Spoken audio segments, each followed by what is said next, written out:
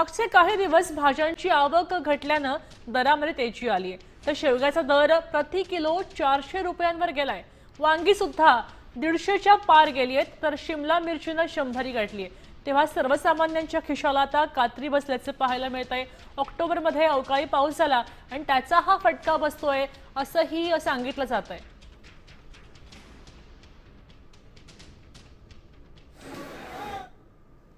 शेवग्याच्या रुपयांच्या पार गेलेले आहेत, तर वांगी 130 रुपये किलो झाली आहेत। शिमला मिरची 120 वर गेली आहे, तर दोडके सुद्धा 75 रुपयाला विकले जात आहेत। गवार 75 रुपये झाली आहे आणि भेंडी 70 रुपये झाली आहे।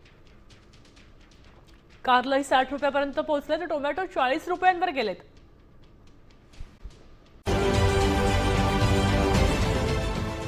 देश विदेशातील प्रत्येक घडामोडींचे लाईव्ह अपडेट मिळवण्यासाठी आता साम टीव्हीच्या सर्व सोशल मीडिया प्लॅटफॉर्मला लाईक, फॉलो आणि सबस्क्राईब करा। तसंच सर्व नोटिफिकेशनसाठी बेल आयकॉन प्रेस करायला विसरू नका।